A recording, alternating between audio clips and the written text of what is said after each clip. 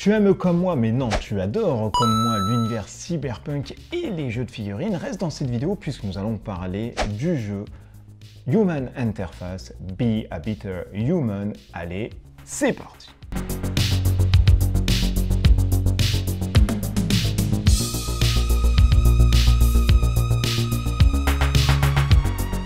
Human Interface Be a Better Human est un jeu qui a été basé sur Kickstarter. C'est sa deuxième version, la première standalone étant Human Interface Nakamura Tower étant sorti à peu près maintenant il y a 3-4 ans. Ils reviennent ici avec une V2 qui est un standalone aussi, une extension qui permet de jouer en full coopératif ou alors en jeu d'affrontement. Un jeu du coup de 1 jusqu'à 4 joueurs en coopération ou alors en affrontement où vous allez jouer avec un système de points. C'est un jeu édité par Post Industrial Games et distribué aussi par eux vu que c'est leur Kickstarter et ça vaut grosso modo entre 70 et 80 €. Il faut compter 60 minutes de jeu à peu près. Ok, le pitch un peu de Human Interface. Eh bien là, vous allez être dans une prison où il va falloir s'échapper. C'est au travers de différents scénarios. On va vous raconter une petite histoire du début jusqu'à la fin où vous allez vivre une petite épopée d'un hacker qui lui va essayer de survivre avec ses compagnons et de sortir justement, de prendre la fuite de cette prison. Vous pouvez jouer encore une fois en affrontement où là vous allez avoir différentes règles, etc. Donc celui qui aura gagné sera déclaré le plus grand vainqueur autour de la table. Et enfin, en mode coopération, si vous finissez la campagne, vous gagnez tout bonnement la partie. Allez, sans plus attendre, voyons ensemble ce qui se trouve à l'intérieur de Human Interface et comment on y joue. Allez, c'est parti!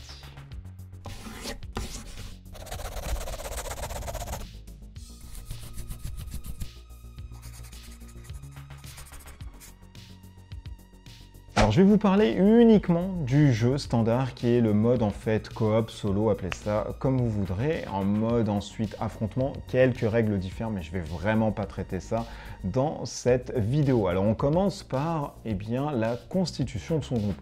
Comment on commence à faire ceci? On prend le livret de scénario, rien de base là-dessus, et ensuite, hop, on suit directement le setup. Une fois que tout ceci a été fait, on passe à un round de jeu. Le round de jeu ici, commence avec une phase qui est dans le monde internet, ce qu'ils appellent le cyber warfare phase. C'est un monde où vous allez pouvoir avec votre hacker, vous allez désigner un hacker et lui va permettre de hacker soit un terminal, soit alors les ennemis pour pouvoir ne pas vous shooter dessus avec leurs armes et les bloquer.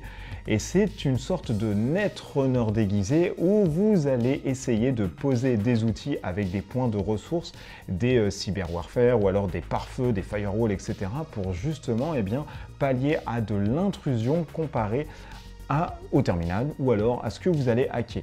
Une fois que tout ceci a été fait, vous révélez ensuite vos cartes. Vous pouvez jouer des cartes bien évidemment face cachée pour essayer de faire une sorte de guess who. Alors est-ce que tu as joué ça? Moi j'ai joué ça, etc. Si vous détruisez le pare-feu, il n'y a pas de problème, vous prenez en compte le terminal ou alors la figurine, elle ne pourra pas agir. Si par contre, vous vous faites hacker, vous avez la carte qui vient directement sur votre plateau et vous prenez des cyberchocs. Les cyberchocs, c'est quoi? C'est un peu les dégâts neuraux que vous allez avoir dans votre cerveau et l'ensemble du pool puisque tout le monde est relié. Dès lors que vous prenez un maximum de points cyberchoc, vous ne perdez pas la partie, mais votre figurine va au camp adverse et du coup, vous perdez toute votre humanité dans ce jeu. Une fois que vous avez fait la phase internet, la phase de Outworld, de cyber warfare, vous passez à la phase réelle du monde où là, vous allez pouvoir tawater et surtout réussir vos objectifs. Ici encore, rien de plus simple, vous allez pouvoir faire 2 actions. Dans ces 2 actions, vous allez pouvoir bouger d'un nombre équivalent à votre move que vous allez pouvoir faire de déplacement.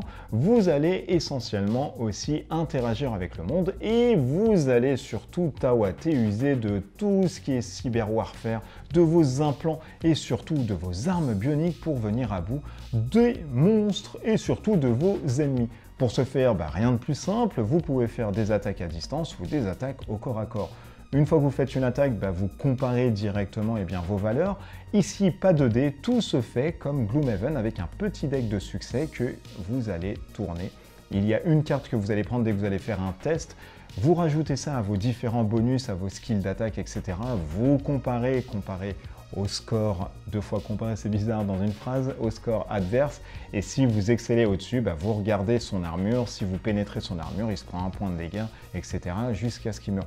Gardez en l'esprit que la personne à côté, si vous jouez en skirmish, donc en affrontement, va pouvoir faire des tirs de réaction. Il va pouvoir se déplacer avant pour justement louper votre shoot. Ou alors, tout bonnement, il va essayer de dodge votre attaque pour justement la rendre caduque. Et vous allez continuer tout ceci jusqu'à réussir le scénario ou alors l'échouer si tout le monde est mort dans votre pool. Donc on va reprendre encore une fois une phase de cyber warfare, on va repartir sur une phase de monde réel, essayer de taper, essayer de dodger, etc. Essayer de détruire et surtout réaliser des objectifs et ne pas succomber dans les appelants cyber warfare, puisque si vous prenez trop de cyberchoc, vous perdez votre figurine et essentiellement aussi la partie en coop. Voilà, vous avez vu comment se jouait ce Human Interface. Nous allons passer maintenant au débrief. Allez, c'est parti.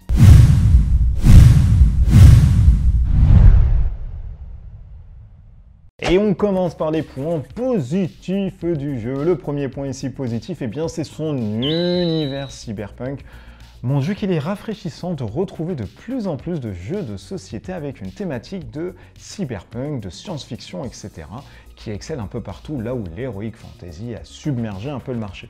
Donc quand moi j'ai un jeu de cyberpunk, je suis bien content et là l'univers vraiment et tout ce qu'il retransmet autour de la table avec ses figurines et avec ses détails et surtout son caractère design nous fait vraiment ravir et on est très content d'avoir du cyberpunk à la maison. Le deuxième point ici positif du jeu, c'est son matériel. Son matériel, ma foi, avec de très bonnes sculptures, vraiment très bonnes sculptures, directement modelées, on n'a pas besoin de, comme la première version, qui était en métal, collé avant de jouer. Donc là, on a tout à sortir, etc. On joue directement. Les dashboards qui sont aussi de très bonne qualité et qui permettent d'avoir une bonne lisibilité sur les cyber warfare que vous allez avoir, les cyber chocs que vous allez prendre, ou alors les points de dégâts que vous allez prendre. Voilà, tout est bien harmonisé. Les tuiles aussi sont de bonne qualité, bien qu'elles gondolent encore un peu. Mais bon, là, c'est propre à tout le monde. Zombicide aussi gondole, machin. Il faudra passer ça un peu avec des encyclopédies Larousse pour pallier à ce gondolage. Et dernier point positif du jeu, c'est une boîte qui vous permet de jouer soit en coop, ou soit alors en affrontement. Donc voilà, vous avez deux variantes en un. Ça a le mérite d'exister et franchement, c'est pas mal. Allez, maintenant on passe aux choses qui fâchent et les choses qui tâchent dans ce jeu. Et mon Dieu, quelle frustration et quelle déception, puisqu'il y en a énormément. Et j'en attendais vraiment de ce Human Interface et j'ai été vraiment déçu. Premier point négatif ici, c'est la règle. La règle où j'ai dû la lire 6-7 fois, je ne vous mens pas, 6-7 fois, c'est une cinquantaine de pages, sachant que c'est une V2, que les fans ont contribué un tout petit peu de ce que j'ai compris. C'est dur, j'ai rien compris, c'est je pense, en étant très transparent avec vous, la règle la plus ignoble que j'ai dû lire durant mon travail, qui est ici de blogueur, reviewer sur YouTube.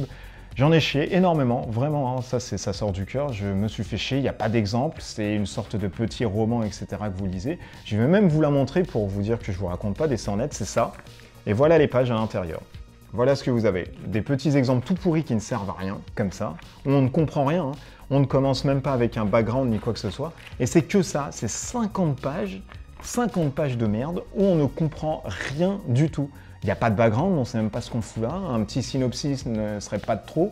On commence directement dans le dur, on se dit mais qu'est-ce que ça fait là? On commence avec un résumé qui nous énonce en fait les différents trucs qu'on va trouver. On se dit mais ok, à quoi ça sert? On n'a pas de fiche de récap, on se dit mais c'est indigeste.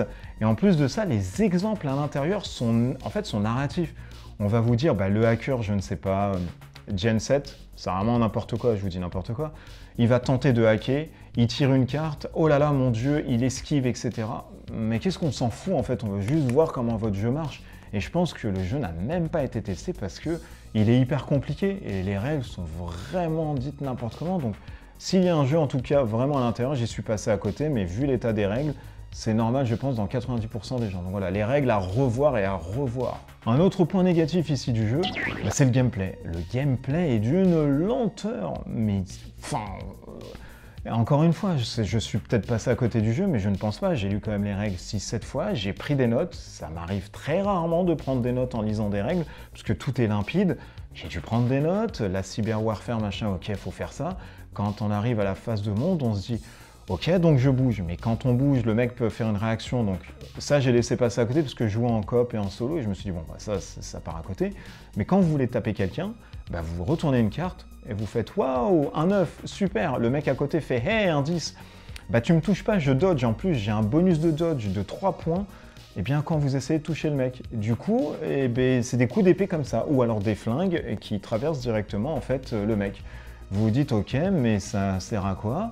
Et le moindre truc quand vous touchez, et vous faites waouh, j'ai touché le mec, allez, il finit. Bah en fait il finit pas, parce que s'il a 6 en armure et que vous infligez 5, eh bien son armure absorbe.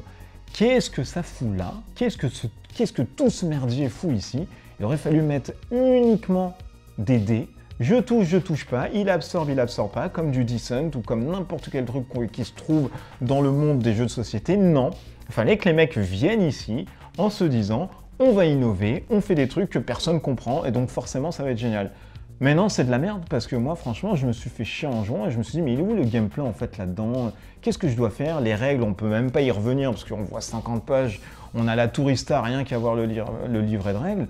Franchement, est-ce que c'est un jeu qui a été testé, messieurs? Et enfin, dernier point négatif ici du jeu, il y en a pléthore, mais j'en ai quand même choisi les gros majeurs hein, qui m'ont vraiment fait chier quand j'ai joué et quand j'ai testé le jeu, c'est les scénarios. On a un scénar qui sont des scénarios d'introduction, donc j'y prête pas, mais ça reflète quand même un peu le mal-être dans ce jeu, où on se dit, bah tiens, hey, tu vas, en fait, t'es avec un prisonnier, du coup, bah, vous allez essayer de sauver le prisonnier. Les mecs arrivent, dans le synopsis on dit ouais, alors ils défoncent le monde entier, etc. Ils arrivent avec un canon, etc. Ils défoncent le bunker, ils rentrent pour sauver leurs potes. Et on te dit que dans le setup, bah, tu commences sans armes. Ok, alors il faut m'expliquer juste, ça a été un silence parce que c'est encore une fois, je me dis mais qu'est-ce que c'est que ce bordel? Les mecs te disent au préambule, ils attaquent les officiers, machin, avec des pistolets, blablabla. Et dans le setup, on te dit, tu prends tel personnage et tu n'as pas d'arme. Oui, ok. Alors, niveau fluff, on est très bien, les gars, là-dessus. Hein. C'est vraiment du bon travail. Donc voilà, qu'est-ce que ça veut dire? Franchement, mais qu'est-ce que ça veut dire? Encore une fois, c'est dégueulasse à souhait quand on joue. Et franchement, ça rend encore une fois l'expérience très indigeste et c'est très désagréable. Alors en conclusion, est-ce que je recommande ce Human Interface? Eh bien non, absolument pas du tout. Fuyez vraiment comme la peste. Pour la simple et bonne raison que c'est un jeu qui est pour moi buggé, qui ne sert à rien, dont les règles on ne connaît rien du tout, et on se dit mais merde c'est dommage, les mecs avaient de l'or entre les mains, parce que les figurines sont géniales, parce que les tuiles, voilà, sans casser 3 pattes à un canard, etc., ben, ça fait le taf, parce que les portes qui coulissent en 3D, ben, c'est très bien, parce que les nouveautés en termes de gameplay, ben, le fait de pouvoir hacker des terminaux, etc., avec des cartes que vous jouez, vous avez un decker, etc., qui vous permet de faire des trucs, et ben c'est génial, les points cyberchoc où vous perdez votre humanité, et ben c'est bien, et ensuite le fait de pouvoir changer sa main, de mettre une cuirasse, de changer sa vision pour pouvoir tirer, etc., et bien encore une fois c'est bien, mais quand vous mettez tout ça en exergue, eh bien il se passe rien, ça donne un jeu dégueulasse. Pourquoi? Parce qu'un livret de règles inintéressant et qui ne comprend rien quand on lit 50 pages, ou à la fin des 50 pages on se dit c'était long, et c'était long mais j'ai rien compris, donc il va falloir que je le relise encore une fois. Et du coup, pas de gameplay de leur part durant la campagne Kickstarter, du coup je me dis, bah, je comprends un peu mieux maintenant pourquoi ils n'ont pas mis de phase de gameplay, parce qu'ils auraient jamais pu subvenir à autant de thunes si on aurait mis des phases de gameplay, parce que c'est de la merde, on comprend rien. Encore une fois, ça m'a été envoyé, donc je déteste faire ça dans mes reviews, vraiment c'est un truc... Faut pas voir en moi le gros diable, etc. C'est un exercice qui m'est très difficile, j'aime pas casser des jeux, et j'essaye de garder une neutralité la plus possible pour être transparent avec vous. Mais franchement, ce jeu, j'y ai rejoué et je suis fan, hein, pour les gens qui me connaissent de Cyberpunk, mon Dieu, c'est vraiment le gros fanboy absolu. J'ai donné sa chance 2-3 fois et en jouant à chaque fois, c'est lent, je ne comprends rien. C'est compliqué, quand vous essayez de taper quelqu'un, ben non, c'est pas possible parce que du coup, il dodge, vous vous dites non mais je vais jamais taper. Quand vous faites un 10, ben, c'est un succès, vous dites ouais, c'est formidable. Et ben non, parce que son armure, elle absorbe, ou alors il y a une compétence qui dit que finalement il absorbe 2 fois, vous dites mais c'est injouable, comment on peut sortir des trucs comme ça? Donc voilà, si vous êtes gros fan de Cyberpunk comme moi, si vraiment vous voulez avoir les figurines, je sais pas, pour faire des parties du JDR Android ou alors de Shadowrun ou de tout ce que vous voulez, pour les figurines, allez, pourquoi pas, je crois que ça vaut 60-70 €. C'est très bien sculpté, c'est très détaillé, et d'autant plus que ça me fait chier parce que le matos c'est génial en termes de figurines, mais le gameplay ne suit pas et les règles ne suivent pas. Du coup, moi je suis vraiment déçu et c'est vraiment dommage de terminer sur une note très salée comme ça pour un jeu que j'attendais vraiment de longue haleine. C'est un pétard mouillé, c'est de la merde, et bah voilà, rien d'autre à dire que fuyez quoi, il n'y a rien d'autre à en tirer de ce jeu malheureusement. Voilà, j'espère que cette vidéo sur Human Interface, Be a Better Human, ils auraient dû appeler ça Be a Better Game, ça aurait été mieux puisque c'est une V2, c'est un gros coup de gueule pour moi, pourquoi? Parce que pour la première version, je me disais ok, bon c'est bridé, mais c'est la première version. Là, je suis vraiment pas content pour la simple et bonne raison que c'est la V2, qu'ils étaient censés normalement prendre en compte tout ce que les fans avaient dit, qu'ils étaient censés normalement fournir un livret de règles qui était plus complet, plus étoffé, et surtout qui faisait preuve de pragmatisme, etc. avec des exemples. Et bien non, on reste sur un roman, on reste sur un truc qui ne sert à rien. Donc voilà, c'est dommage parce qu'il y a de très bonnes idées. Je ne pense que s'ils font un errata, s'ils revoient leurs règles, il y a moyen que ce soit un excellent jeu.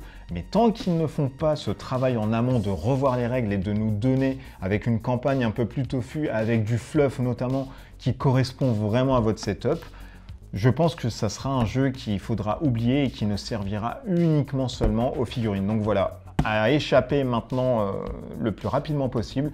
Si vous avez kickstarté, sachez que c'est pas un très bon jeu. En attendant vraiment des errata, peut-être que s'ils revoient leur livret de règles, leur notice, je serai le premier content parce que je pourrais m'y replonger dedans parce qu'il y a de très bonnes idées. Encore une fois, je suis vraiment dégoûté de casser un jeu comme ça, mais c'est un jeu qui mérite que ça parce que c'est trop compliqué. Il y a trop de trucs qui ne vont pas à l'intérieur et ces points positifs, aussi maigres soient-ils, ne réussissent pas à monter la note finale de ce jeu.